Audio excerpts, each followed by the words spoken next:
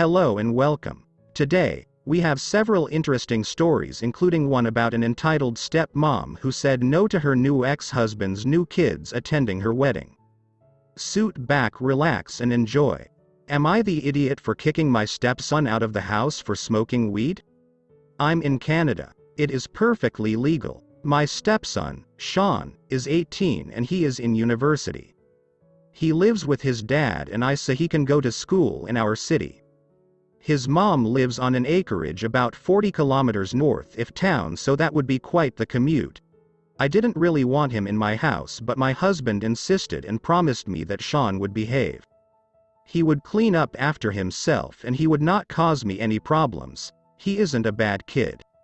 He does his chores and keeps to himself mostly. He had some trouble with staying up late and being disruptive when he got here last summer, but we got that sorted out. My husband and I have a 3-year-old daughter. Sean is friendly with her and has babysat her a few times. The problem is he smokes so much weed. I'm honestly surprised he isn't failing out of school. I personally don't care. Except we agreed he would smoke outside or in the garage. And he's been smoking up in his room. 3 problems. My daughter doesn't need to get a contact high. It stinks he has the window open, so we are paying to heat up the house constantly. F that noise. I spoke with my husband and told him that Sean wasn't following the rules we had agreed to. He had one more chance, then he had to find somewhere else to live.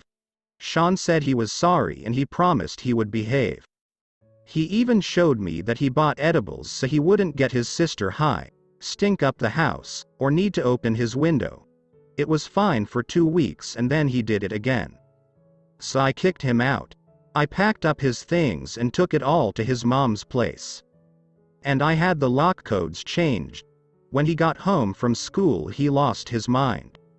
He said that I was being a controlling woman and that I didn't have any right to tell him what to do in his father's house. I laughed in his face. I told him that the only house his father ever bought is the one his mother lives in. His dad is my husband, but they are both living in my house. I guess he didn't know that and he started apologizing. I called him an Uber to take him to his mother. He didn't go and he called my husband instead. My husband made arrangements with his brother for Sean to move there. His mom drove all his belongings back into town and now he isn't my problem. Unfortunately for Sean, his uncle is completely against cannabis. So he can't have any there.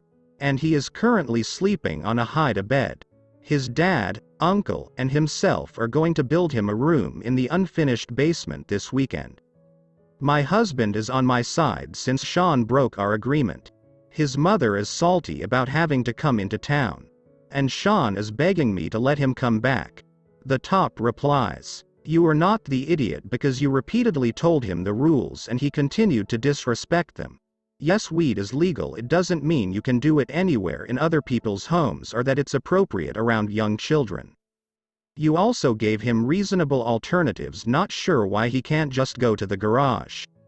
Also, the attitude switched when he realized it was indeed your house. You do come across as a bit smug about this and not like a loving stepmother. You're not wrong about this specific situation, but generally, you don't sound like you're doing all this with his best interest at heart." The second reply, "People seem to be glossing over this part where you said, and I quote, 'I didn't really want him in my house.' Please, explain. Why didn't you want him in your house? He's your husband's son. They're a package deal. Not the idiot for the weed thing, but this is why people are saying you sound smug about it in general." The third reply, "They're not a package deal to her. She owns the house and she makes the rules and she doesn't give a damn about her relationship with her stepson. She didn't talk to him before kicking him out.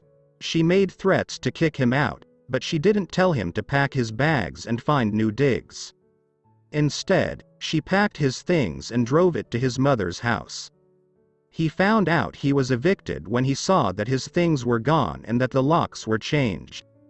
She didn't even give him a chance to find an alternative dwelling. I have no bones about what she did, but how she did it seems intentionally mean. She doesn't owe Sean a place to stay, but she is also terrible at masking her disdain for him. I get that he seems to have some disdain for her too, but she isn't seeking a diplomatic resolution here. I also want to point out that she wouldn't be the first person to post in here about an interaction without being fully forthcoming with all the relevant facts. She doesn't mind telling the whole internet that she didn't want him there. She doesn't mind telling us all that she is the rule maker in her marriage. She is in charge, and if someone doesn't like it, they can get out of her house. The second story. Am I the idiot for telling my daughter that I won't be attending her wedding? My daughter, who is 27, is getting married in August. She hasn't invited my wife or our children. I'm very hurt, and I told her that since my family wasn't welcome, I shouldn't be welcome too. She was angry with me and has called me crying, saying that I'm an idiot for doing this to her, since who is going to walk her down the aisle? My daughter was a happy child until she was 13 and her mum and I divorced. She was devastated, and we did everything from therapy, etc. She couldn't fathom what was going on since we were a happy family. I met my beautiful wife 4 years later, and it was the second blow to her, since she lived with the hope that her mum and I would reconcile. She never liked my wife, even with the effort from the latter to have a relationship. Now my wife and our small children aren't welcome at her wedding. Everyone else is invited, including her mum's new boyfriend and his sons. She told me that she was free to invite whoever she wanted on her big day, and I totally agree with her and support her decision, but then shouldn't I also be free to decline the invitation? Why am I being the idiot here? The top replies. Info. Why the divorce if you were such a happy family? I feel like there's not enough information here to make a judgment, because it seems there is more to the story. The original poster replies. I didn't think it had anything to do with our current situation, so I didn't include it. My ex-wife and I met very young. One day my ex told me she wanted more and that she wasn't in love with me. The divorce was a surprise for me because we were happy. About a year later, my ex started talking about reconciliation and that she regretted the divorce. I was hesitant because I wanted our daughter to have her family back, but at the same time I was still hurt and didn't trust my ex. My ex made it known that she wanted me back. I think that was where my daughter's resentment started. I didn't want to burden her with the details and hoped she would understand when she was older, but apparently this wasn't the case, so I failed there. Instead of protecting her as I thought I was doing, I let her think it was more black and white than it was. She resented my wife and somehow blamed her for everything, with the help of her mum, who was devastated by the fact that I met someone new, even when it was years after my divorce that I met my wife. Second reply. Shouldn't I also be free to decline the invitation? An invitation is not a summons. Not the idiot for not going. She never gave your wife and kids a chance, but she accepted her mom's new boyfriend and his kids into her life. Further, she spitefully chose to not invite them to her wedding. You don't owe her a walk down the aisle. Hey, mom's new boyfriend can do it, right? If anyone asks why you didn't come, tell them the full truth. Your wife and kids weren't invited. The third story. Am I the idiot for leaving my friend's wedding when she told me I needed to cover up my psoriasis? I, 24F, have psoriasis. It's all over my body and presents like vitiligo in a way, just so you can get an image in your head. I have medicated cream that helps with the itchiness, and also it helps with the dryness. The psoriasis is all over my body, with it stopping right on my neck, and I do have a few spots on the sides of my face near my ears. I've always been pretty embarrassed as I cannot take on enough makeup to truly cover my psoriasis, as it is textured and thick, and on top of that, no matter what I do or however I attempt to apply said makeup, it always looks horrible. My doctor also recommended not to smother the areas with makeup as it tends to make it worse and itchier. Anyways, onto the story. My friend's wedding was on Saturday and of course, I was invited. I bought a dress that would cover my body fairly well as I really didn't want to draw any attention to myself. The entire week leading up to the wedding I was continuously testing concealers on the remaining spots that were exposed, which only made me itchy and I basically scratched my skin raw. With psoriasis, those areas sometimes bleed if I scratch too much, which is what happened. My boyfriend who was attending the wedding with me told me I shouldn't worry about it and that it would be better if I stopped trying to cover them as it was just making it worse. I reluctantly agreed, and we attended the wedding ceremony. It was great. I was extremely happy for my friend and her now husband. But as we were leaving to go to cocktail hour, she pulled me aside and asked if I was going home to cover my psoriasis. I was a little taken aback and explained I couldn't as the entire week I had been testing concealers and it made it 20 times worse. She told me she didn't care and that this was her wedding and she didn't want her guests asking me questions or feeling queasy during dinner. My boyfriend stepped in and told her if that was the case we would be leaving and not attending the rest of the wedding. She was pissed off and extremely angry at that choice, and ever since then she's been ranting to our friends about it. Am I the idiot here? The top reply. Not the idiot. It's not like you deliberately dyed your hair fluorescent pink. It's a disease and there isn't a lot you can do about it. Did she ask if the people on wheelchairs would be covering their chairs since she didn't want anyone asking question about it? Brides are going too far these days. The second reply. Not the idiot. I have eczema which can be pretty severe at times. If someone told me to cover it up because it made them queasy, I'd said thank God you said that. Your face is making me queasy, so can you cover that up since we're being honest? And that would be the end of our friendship. Your boyfriend sounds like a keeper. Keep doing you original poster, you rock. Third reply. Not the idiot. She's a raging idiot. Oh, I'm so sorry that the skin condition I live with 24/7/365 might pull a single iota of attention from you on your wedding day. Let me go put makeup on my skin, irritating it so it will bleed later. Long answer short. You don't get to ask anyone to bleed for your wedding.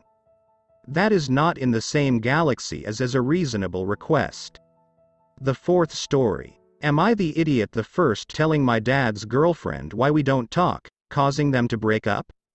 So long story short, I 35 meters and basically been no contact with my dad since I was like 22. He will text every now and then which I will normally just ignore. He has been seeing his new girlfriend, about a year and a half now, and for whatever reason decides to show up for once to his grandson's first birthday, my sister's kid, not mine. He brought his girlfriend with him to introduce to the family. Now I am a smoker as is she, bad habit I know. So I announced was going to be outside for a few minutes and she followed suit. We got to talking and she asked why myself and my sister don't talk to my dad or ever reach out. I told her exactly why. When we were kids my dad would either be at work or golfing and basically left our mother to raise us. He makes good money, $150K a year now at the time, now even more. I had to delay college until I was 25 because I was considered a dependent and FAFSA for students' loan purposes goes off your parents' income, so I qualified for 0 loans and my dad offered 0 help. So I got a job after high school and moved out, supported myself until I was 18 and went back to college at 25. I graduated with debt but it's manageable. I told her at no point has he ever offered any support to myself or my sister emotionally or financially, and that he was a cheapskate that cares more about himself than his own family. Now to my surprise she had already started noticing these characteristics of my father, and hearing what I had to say just confirmed everything for her. They broke up a few days later after she called him a deadbeat dad and a cheapskate.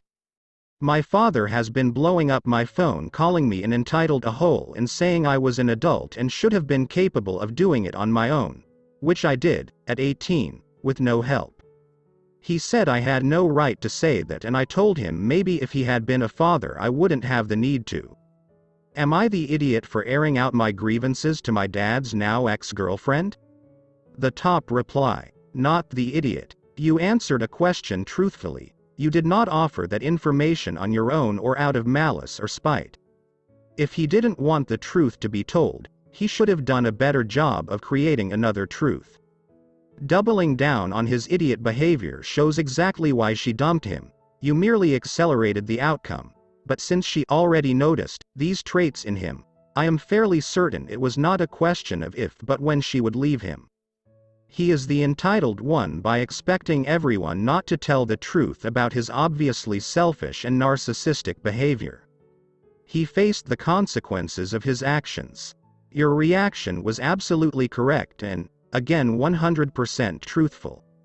You did that woman a favor and you don't own anything to your father. The second reply, not the idiot. If I was the girlfriend, I would have dumped your father too. You have a right to be honest about your relationship with your dad. TBH, you did the girlfriend a favor by being honest. Seems like your father just showed up to the birthday to fake being a good parent, and the girlfriend caught on. The girlfriend asked about your relationship with your dad because she noticed that he might not be a good father to his current kids, and wanted the truth. You didn't tell her to dump your father, and it was her choice.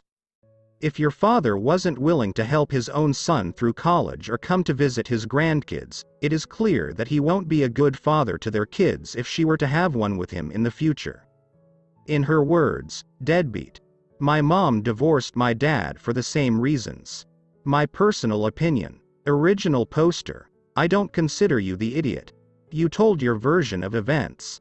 There's not a lot of leeway to assume you're lying about anything like that, as there's no reason for you to, making it believable. I believe you told the truth. It's his fault for crafting that truth over many years.